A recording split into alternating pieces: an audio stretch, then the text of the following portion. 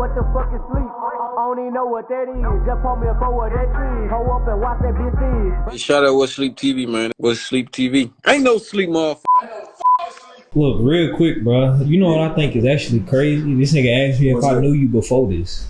Yeah. Just like he said, like I knew the tag like way before I knew the face. Like I don't even remember the first song I ever just heard, but it's been a minute, man. Right. I used to make beats myself. I used to go. My producer that used to be Kyrie Thomason. I don't remember.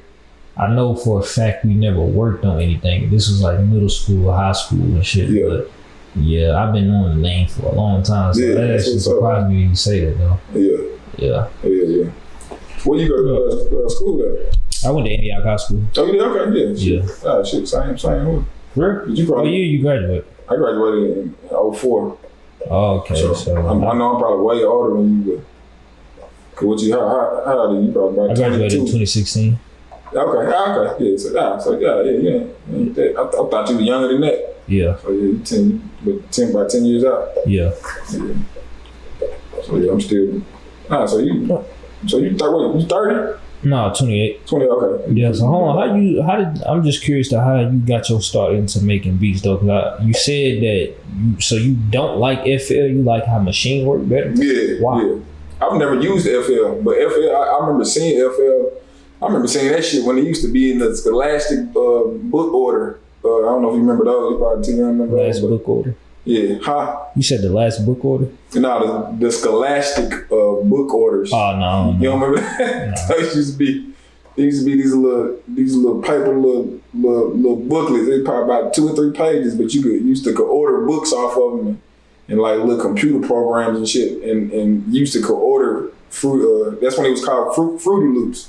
Yeah. You know, they ain't call it FL, it was just called Fruity Loops. I mean, of course, that's what it stands for, but I remember that when it first came out, I was probably like in middle school, but I've been making beats since I was 11. So both of my parents are musicians too. They both sing, but my daddy was a bass player. Okay. And they just they was in bands like before I was born. Yeah. And my mama was pregnant with me while they was performing in bands and shit. So I was I was kind of born into it. But when I was about like 2 years old, they said I would beatbox as a baby, and they just and I was playing drums even at like 2 years old. They put me in a drum set, and I was actually like on beat, you know what I'm saying, like playing the drums and shit. So, and as I got older, they saw that I took a life into it. So they just introduced me to like little equipment and shit. Just gave me like little beat machines and shit. And which one was it? What beat machine? Like my first beat machine? Yeah.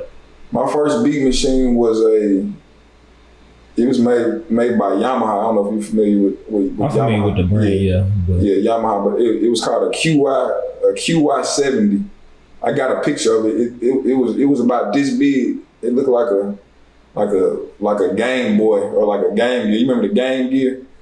The Sega Game Gear? Yeah, it's probably before your time too, but I mean, you was definitely born, but it didn't really get as popular, but it was dope because it was in color. It was in color it was better than the Game Boy. But anyway, it was about the size of that. And people used to be tripping because the buttons on it was like about this big, but I was making beats on that motherfucker. I'll plug it up to the little 1/8" recorder, and I'll plug it up to people's stereos and shit and be playing that shit out. Wait, so how would you make beats in people's cars? On old, like, was it still hooked up? You still had to hook it up to a computer? Yeah. No. Well, yeah. See, I come from the analog ages, so when I was making beats, it wasn't no computer programs. You just had the standalone equipment and shit. Oh, shit. So I started out on really my first piece of equipment was a keyboard, and it couldn't even record. But it had sounds on it. You know, like them old, I don't know if you remember them old Casio keyboards and shit. But you probably heard of people talking about Casios and shit, but I had one when I first started making beats. Yeah, but it was a Yamaha. It was a Yamaha PSR 30. But like I said, it couldn't record, but it had the piano sounds, and synthesizer sounds, and I had drums and shit on it. But what I would do, I would hook it up to my, cause my dad wanted me to play bass too. So he gave me a bass, but I didn't really take a liking to it. But I had a guitar amp, and I would hook my keyboard up to my guitar amp and put it in my window. So it would play outside my window. My friends could hear it and shit. That's all. And I'd just be making beats and shit just on the spot. But like I said, they couldn't record. How did you like work your way into like the scene around here though? Because I'm curious to how that worked before the internet was just like exactly what Yella explained. So my everybody knew I made beats. Everybody who was close to me knew I made beats and shit. And you know, they was always, you know, proud and wanted to, you know, they shared with other people and shit. So one of my oldest cousins, he shared one of my beat CDs. I used to make beat CDs. I used to just burn them to a disc. I record them off my beat machine onto the old the little CD burns. I don't know if you remember those. Yeah. And I would do that and just kind of give them to people that I fuck with. And one of my older cousins happened to give it to my manager, the dude he was talking about, Al Lozano. Okay. He gave it to him, and he was like, "Man, like, where is this dude at? I wanna meet him." So he ended up managing me and stuff, and we just put this play together. He was like, "Man, I'm gonna just round up a bunch of artists that are popping around the city and shit." We had some other help too. We had two other guys that they own clothing stores. One of them was the Remix Era. Nah, that was the name of the project. It was called the Remix Era because we named it after the clothing stores. One of them was Remix. Remix was out. It was off of Jefferson, and this dude named Bam, he owned that one out north. And then I think Era Clothing was in Rivergate. That was Bob, but so they helped get a bunch of artists that was popping around the city together. Yeah. And we just made like this compilation album. Like, and I produced every track, and then they just came in. We booked the studio, Quad. I don't know if y'all remember Quad Studios. It's out on Music Road, like off of Grand Avenue. I remember that. Yeah, and we did that and pressed it up, promoted it. You know what I'm saying? I remember like Concrete Magazine. They used to fuck with us a lot. Shout out to Capo and Brian Geese. We traveled a little bit, went to Atlanta, Memphis and shit. I remember the SCA Awards, they fucked with us too. Oh, that's really how I got my name, like in the city, just with that project alone. And then just kept, from there, just kept working. Just staying tapped in with artists who was working too. Dude, you got a favorite like record? A favorite, maybe not a favorite that you know was behind the production. That I did. Yeah. Man, nope, I don't. Top 5. Man, I don't. That's hard. Nobody's ever asked me that question either. Yeah. I'm weird. I don't know if I have a favorite anything because it's more so like you gotta catch me at a time. Yeah. Sometimes my favorite is just the newest shit that I made. You know how you make something new, you be in love with it until you make the next new thing. It's kind of like a drug a little bit. Hold on. So do you like how music is distributed now? Like, do you favor the internet, or would you prefer how it was? I think years ago. I think it's convenient for how easy it is to get it out. Right. I don't think I have a problem with it. It kind of puts everybody at an even playing field if you ask me. I agree. Outside of the the major label aspect of it, but I think they kind of did that on purpose to kind of give everybody like an even playing field. Like when you say they, what do you mean? Who do you mean by that? Like the labels? Like the major labels. I believe. Well, I know that for a fact. The major labels they're in cahoots with the streaming platforms and shit like that. Like Spotify and shit like that. Yeah. So they want you to feel like you have a chance because they make money off of the million different artists that's dropping music every day. They making a killing off us uploading our music. Yeah. For one, you gotta pay a subscription just to be able to do it every month. So that alone is probably billions of dollars, and then And then shit, I ain't telling them what they really make off of us, you know, streaming it and all that type of shit. I mean, we get the pennies, or the fractions of the pennies. Yeah, I think it made like just seeing because like I wasn't like just, I wouldn't say in it, but like I was probably like 7 or 8 years old when I first downloaded FL and like learned it.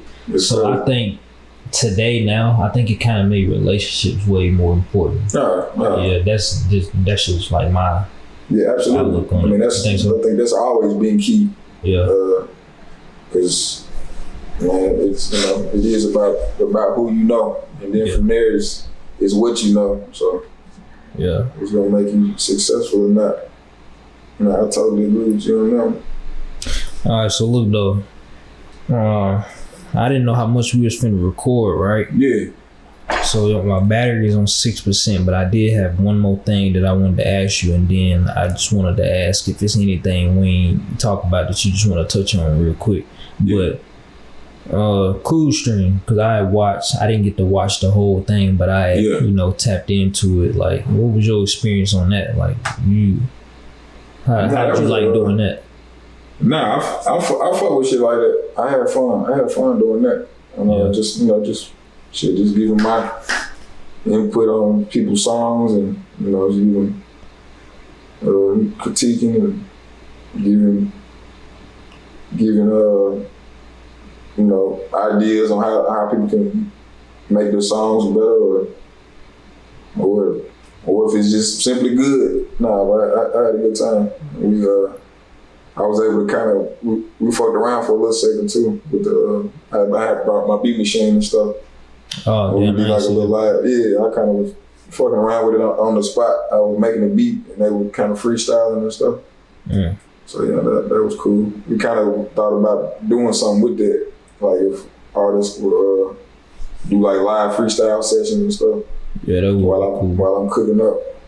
Yeah. So it was fun though. Well, real quick though, is there anything that you just want to like, any topic that you just want to touch on that maybe just being on your mind? Is anything you could think of? Got 5% on this. Yeah. I wish I would have. Like roast. Yeah. I guess it wasn't that in here. Nah, I mean, I don't know. Not off the top of my head. Yeah. I can't really think of nothing specifically. You still active on Twitter?